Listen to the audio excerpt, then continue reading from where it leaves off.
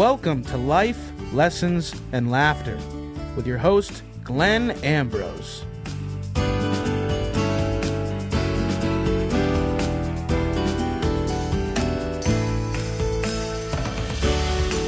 Hey everybody, welcome to the show. So today we are doing a wonderful episode inspired by some of my work with my clients. And it's come up a few times, actually quite a few times. And it's come up with my son and it's come up with myself. So I kind of wrote it out recently and I said, this would be a good episode. So it's really all about implementing new behaviors. And I'm kind of getting a strategic way to kind of go through the steps and do that. So before we get any further, we have to say hello to Ben. Hey guys. All right. Yeah. So I'm excited for this episode. It's a great episode for, when you're listening to this, it'll be the start of a new year. If you're listening to it when it comes out, which is always great. That wasn't planned, but it just happens to line up with when this came to you, Glenn. Yeah. That's perfect. So we're talking about 3 steps to implement change. Yes. So the first one that you have is all about, It's basically setting the intention and setting your plan in place. So the biggest piece with this is to do it ahead of time. Like make this its own exercise. So do it, because what happens is, like, when we're trying to implement something new, basically our ego is trying to find ways of not doing it. So it's trying to talk us out of it. That's why we can't make any decisions in the moment of. So what you want to do is just set your ego at ease by letting your ego know that you're not doing this now. You're not doing it today. You're just kind of setting a plan. You're just talking about it.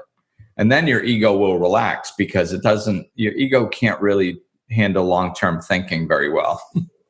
So what it does is it just relaxes, and it's like, oh, okay, so we're not doing it now? Not now, right? Definitely not now? You're like, no, definitely not now. We're just talking about stuff. We're just talking about it. You don't have to do anything now. And then your ego goes, oh, okay, and it relaxes. Then you can kind of set a plan in place without all that resistance coming at you from your ego. And, you set it up and be specific with your plan. So I guess the first point I wanted to make was really to set the plan when you're, not when you're about to go do it. Like, say, set your plan in place on a weekend or something, and then you're going to start the following week, or you're going to start whenever, but set your plan in place ahead of time, where your thinking is clear. Your ego's not coming in going, well, that might not work. Well, that might not work. And throwing in all these confusing bits of information, trying to block you, because that's what it does. So you just set the ego at rest, letting your ego know you're not doing it now. And then you create the plan and understand when you're doing that, you're really thinking clearly. And that's going to come in later, because later on, when it comes time to implement this stuff, your ego is going to start telling you you're crazy and this is a bad idea and you shouldn't be doing it. And you didn't think of this and you didn't think of that. In that moment, that's when your ego is in control. That's when your thinking isn't clear. So that's when you don't want to pay attention to your thinking. You do want to pay attention to your thinking when there's no pressure on you, when you're looking at things clearly, when you're setting in place a plan for something you want to accomplish in the future. So make sure you're clear on that difference. The clarity of mind is now when you're building the plan. It is not when your ego is trying to talk you out of it. So that's, trust your thinking when you should be trusting your thinking. Don't trust your thinking when you should not be trusting your thinking. So that's step 1. So, so what do you think about step one, Ben? I like step one. Step one is great because setting up the plan ahead of time I think is really crucial. A lot of people, a lot of businesses, a lot of everything, when things are rushed, when you make the decisions ahead of time, when you make a quick decision and I want to do this and I'm going to try to pivot on a dime, that's usually not a good thing. Right. It's not usually the best.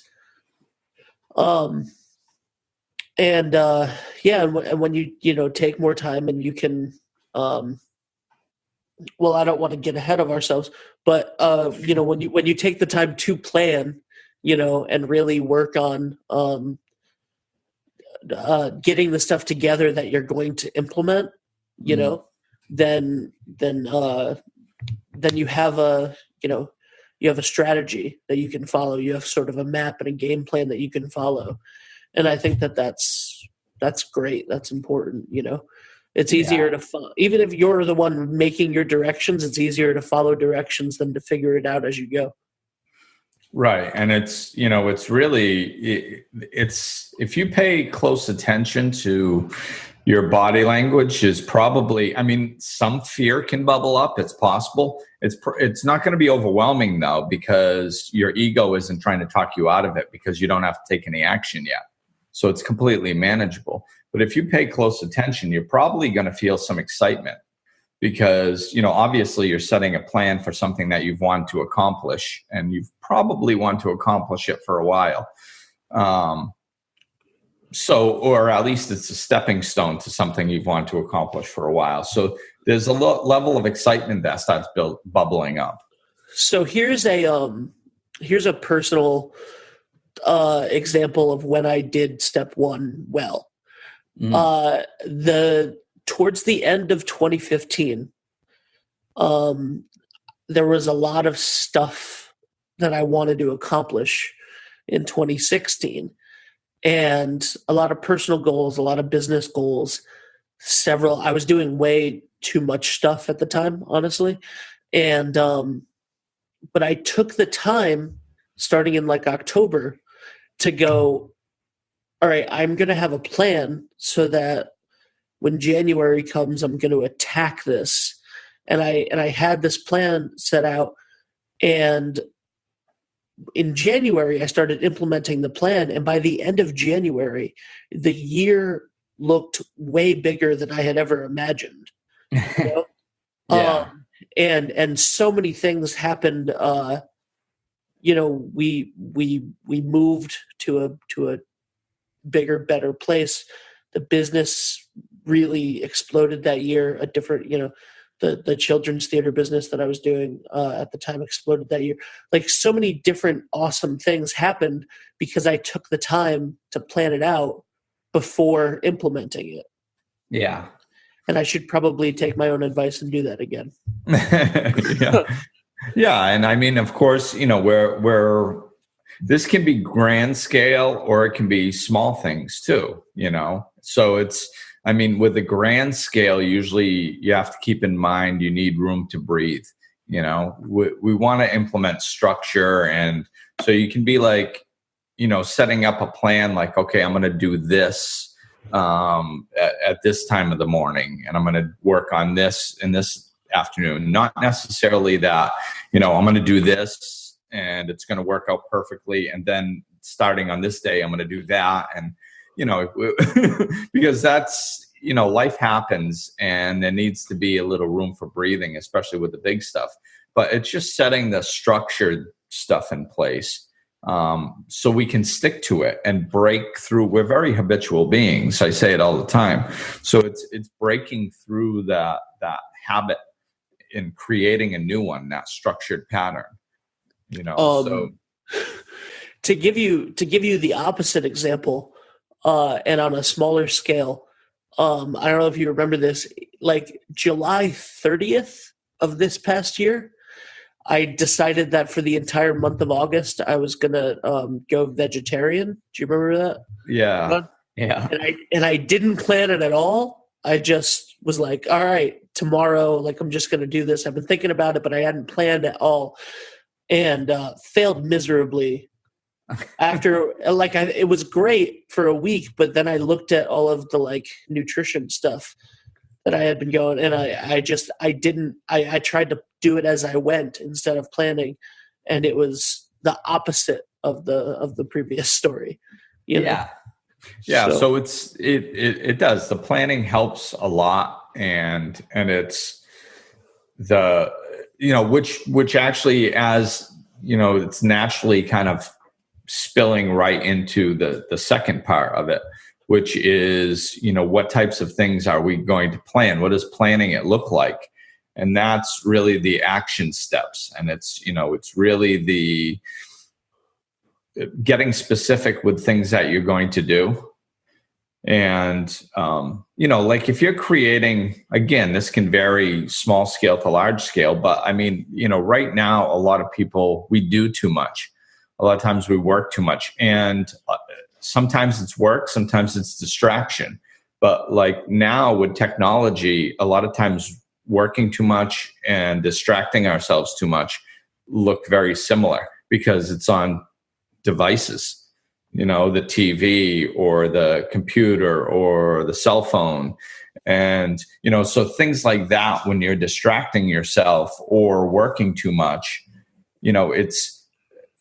it's very unconscious. So you have to make things difficult. You have to make yourself think if you're going to go do something. So if you say, I'm not going to get on my phone for the rest of the night, and you put your phone right next to you, there's a gigantic chance you're going to be on it, because unconsciously you're just going to pick it up, or your ego is going to say something like, well, just, it'd be foolish to not check your messages. Just look to see if anybody messaged you, because the volume's off. Oh, okay. So you look, and that was just to get it into your hand. Now all of a sudden you wake up an hour later and you've been playing Candy Crush, and you don't even know how you started. So it's, power the phone off, or put it underneath the couch, or put it in the other room. So you actually have to physically go do something out of the ordinary that takes more than 2 seconds for you to actually, take the action to, because that's when you have a better chance of snapping out of the unconsciousness. If it's right there, you're just going to hop on it, but if it's in the other room, I tell my clients this story. Like many years ago, I started noticing that I started developing these OCD behaviors. And checking if I locked the door 5 times, and I think one was checking the stove, if I remember right, to see if the stove was off or something. And I was like, what the heck am I doing? This is ridiculous. But it was compulsive, and I felt I needed to do it. So what I used to do, and I also used to do this, just getting up and going on the computer and researching stuff, because I used to do that habitually. So I would literally sit on the couch. I would put a movie on that would last 2 hours or whatever, and I would literally sit on the couch on my hands. I would sit on my hands because for me to get up, I needed to wiggle and pull my hands out from underneath my butt to be able to stand up. I just couldn't stand up, because what I was doing is I would notice myself. I'd be standing in the kitchen and not even know that I stood up. All of a sudden I'm checking and I'm like, damn it, I said I wasn't going to do that. So if I would literally sit on my hands. So I had to wiggle and pull them out to do something that would break me out of that unconsciousness, before I would just get up and go do something. So, that's where I understood. It's like, if you need to do something and give yourself an opportunity to break out of that unconscious behavior before you actually go do it, that's a big piece of it. So set yourself up for success by, powering down the computer so you don't just hop on it, powering down your phone, or if you need to leave your phone ringer on in case of emergencies, then, put it under the couch with a, with a rock on top of it. Or, anything, put it in the other room so you can still hear it ringing, but you actually have to get up and go get it. Just, something to break that habitual pattern. So what you're saying is, like the action, when you're taking action, the action itself isn't always enough because you're used to doing these things habitually anyway. So you used to tell us like put your gym clothes out the night before, put them out in front of your door the night before. So like you don't have a choice, like you see them. It's you're kind of set yourself up for success, and it's like look for where you fail, and don't do that. So like a lot of times in the gym, I still tell people, if you're trying to work out, do not go home after work. Do not. I mean, that's about the worst thing you can do, because you worked all day, you get home, and you just want to stay there. You're done, so bring your workout clothes with you in the car and hit the gym before you go home, because once your butt hits that couch, the chances of it getting back up and going to the gym are slim to none. So yeah, just look to set yourself up for success. I think that those are I think that like some people call those choke points, like the spots where you're I just opened a YouTube video accidentally looking for the definition for that. Like those things that are going to be pitfalls, which is why step one is so important, because you can plan what is going to help you take this action and continue taking this action, Right. And I think reminders on our phone I use that all the time. And that's something we can do. If you're, if you're going to allow yourself to play on your phone or on your computer for a little while at night, fine. Like playing on your computer is not bad. It's when it overtakes your life that it is. So set a time limit, what's reasonable. Well, I'll play on my phone for an hour. Okay, so that's fine. So you set an alarm 10 minutes before you're supposed to get off, and then when you're supposed to get off. Then you have to commit to that and actually get off. So set reminders in the morning to remind you to take your gym clothes. So you're not going, oh, I forgot my gym clothes. Well, get in a habit. Do it the night before. Set the alarm in the morning to remind yourself. You're creating a new habit, and it's not a habit yet. So you have to put consciousness into that. Something that I try to do with that, because there's something that happens, for me at least, where I set an alarm for something on my phone, and then it happens every day. And then one day I don't want to do that thing when the alarm goes off. And like, I just know what it is. So I just hit ignore or whatever, or stop. And then a couple days go by and whatever. So I've started switching the sounds so that I'm not like, oh, that, like it's a little signal that something different is happening. Right. Every week or so. And then I look at it and go, what the heck is that? Oh, okay. Like instead of just going like, oh, right, that stupid alarm is going off. I'm busy right now doing something else. Yeah, set it a different alarm. And like I use color coding on my calendar, because my calendar is like you've seen my calendar. It's insane. So it's all different colors.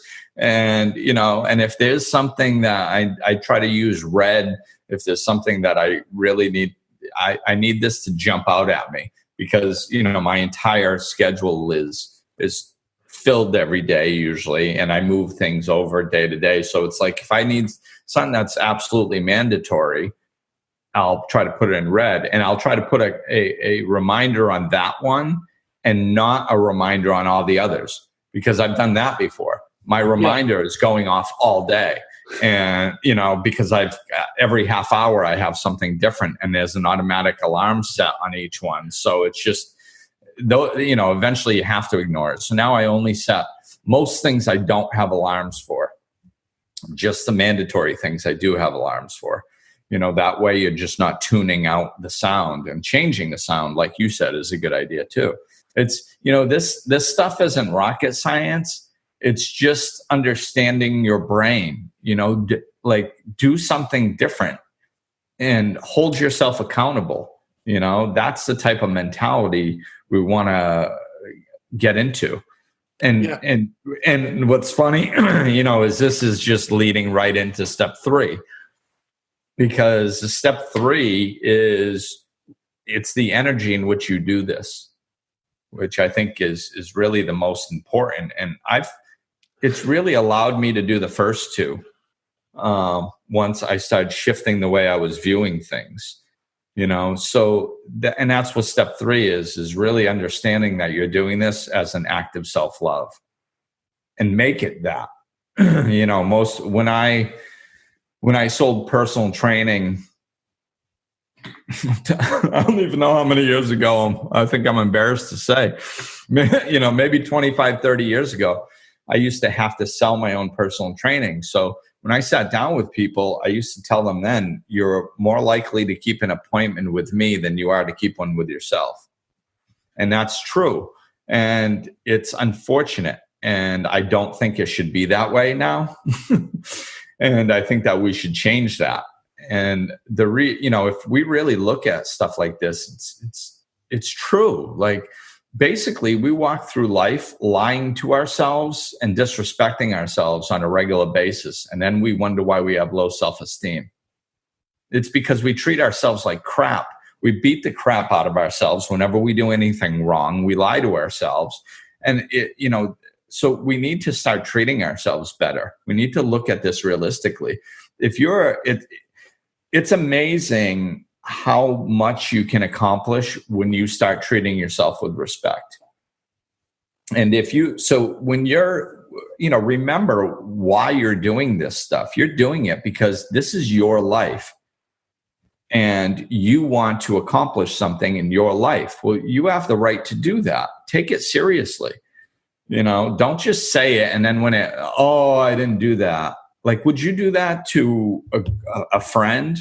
Would you do that to a coworker, to your boss, to your husband or wife, to your children? Would you do that to a stranger on the street? Probably not. If you make a commitment to somebody, you generally will like, oh my God, I'm running late for that phone call. Oh my God, people are panicking because they're stuck in line at the grocery store and their friend's supposed to call them about absolutely nothing in 5 minutes. They're like, oh my God, I got to get out of this line because my friend's supposed to call. We take it so seriously when it's about somebody else, but when it's a promise to ourselves or a commitment to ourselves, we just blow it off like it's nothing. And that's what needs to be shifted. We have to understand that this is an act. It's disrespectful to make a promise to yourself and then to not follow through with it. And if we expect to have a happy life and to love ourselves and to have self-esteem and to have self-respect, then it begins with us. Be the change you wish to see in the world. If you want to have respect, then start with respecting yourself. And you can see this in other areas of your lives too. Like, with my son, there was, this has happened more than once, but it's a really good example. With my son, when he first moved in with me full time, there was a lot going on and there was a lot of adjustments to make. And I was just starting my business and it was a hectic time. And I was slacking on the self-love. I was slacking on the self-respect. I was not treating myself with the respect that I deserve. I wasn't getting enough sleep. I was overworking. I wasn't eating well. I stopped working out. I was not giving myself a lot of respect. And my son mirrored that to me. he started disrespecting me. And that's uncharacteristic of him. And at first I was like, oh, this is an adjustment period, but he kept doing it. And I'm like, this is weird. And when I looked at it, it was because I was disrespecting myself and he was mirroring that. So I sat him down and I said, listen, you've been disrespectful lately. And I think it's because I've been being disrespectful to myself. And I recognized it. It's not happening anymore. So I'm going to start by respecting myself. And I'm going to demand that same respect from you as well. So over the next couple of weeks, it's just, with him, I'd always give him a couple of weeks because it takes a little time to change habits sometimes. Let's say over the next couple of weeks, I'm going to be correcting you every time you disrespect me. And I'm going to start by respecting myself, and we're going to get this train back on track. And, and it didn't even take 2 weeks. I mean, he got right back on track, but it started with me.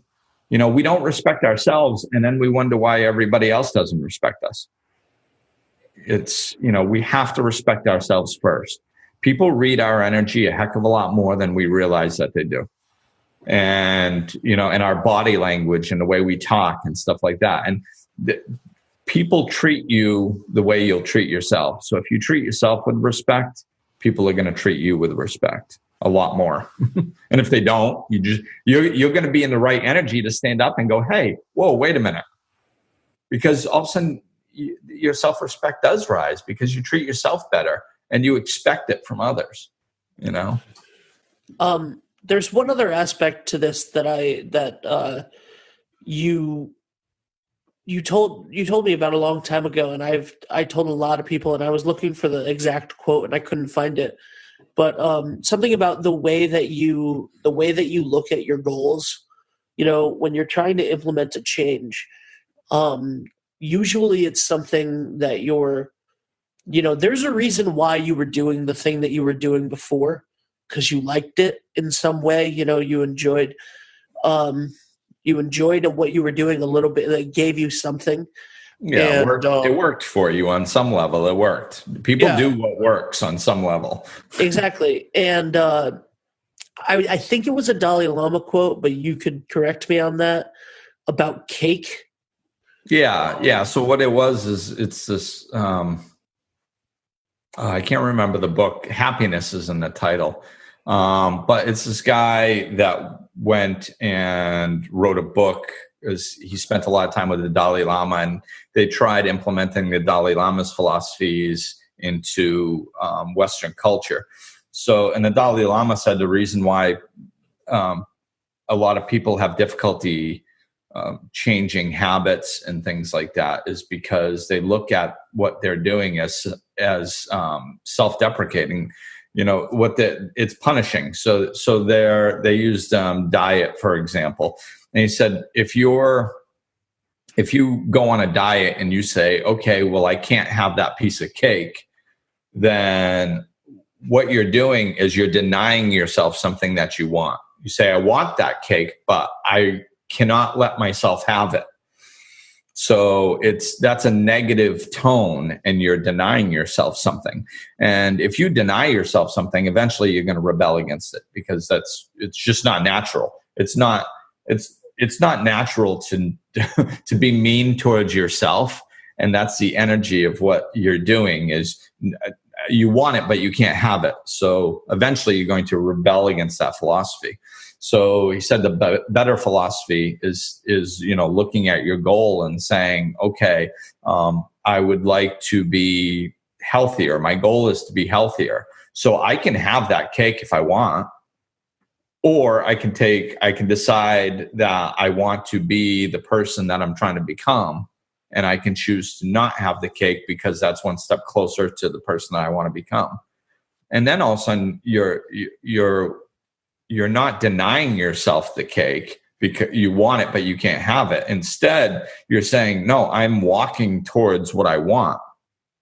I want this over here, and I'm taking a step towards that. Yay, me.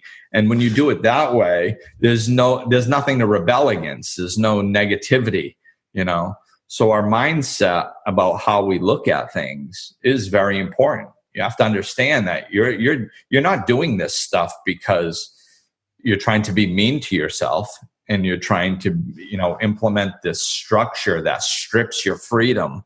If you go into it thinking like that, you're not going to follow through. You're going to rebel against yourself.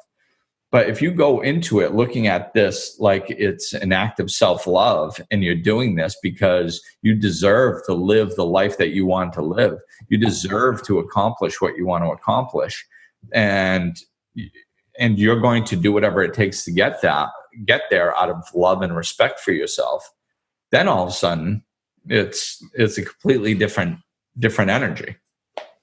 Yeah. So that's it. I couldn't help but smile every time we transitioned. You spent exactly 10 minutes on each of the 3 steps. So the 3 steps to implementing a change: set a plan ahead of time, take action, but make sure that you're, setting yourself up for success. And 3, it's all about the agreement based in self-love and the way that you choose to do it. Awesome podcast today, Glenn. Yeah, thanks. Yeah, thank you. It is. It's 3 parts, and really, just really do it out of self-love, do it out of self-respect, and, make it an act of self-love. And you can reinforce that too. Every time you do something, if you're sitting there going in your head, like, wow, like, look at me, man. I just did that. Like, I thought this was going to be difficult, and I just did that. It's such a, yay me, pat yourself on the back. We're so not used to doing that. We're so used to punishing ourselves when we do something bad, and when we do something right, just, oh, well, I was supposed to do that anyway. No, pat yourself on the back, feed it with some positivity, and that'll keep you rolling. Definitely. But that's going to do it. That's going to do it for this one. And anything else, Ben? No, just if people want to contact you, glennambrose.com. Check us out on Patreon. You can find videos of this that come out, when the show does. You can get early episodes, early blogs, behind the scenes videos. You can see Faith in the background right now, Glenn's dog. So that's it. And hope this helps, and check it out. Absolutely. Thanks for listening, everybody, and we will talk at you soon. Glenn is available for life coaching sessions. To book an appointment or for more information, go to glennambrose.com, follow him on Facebook and Twitter, or click the link in the description of this episode.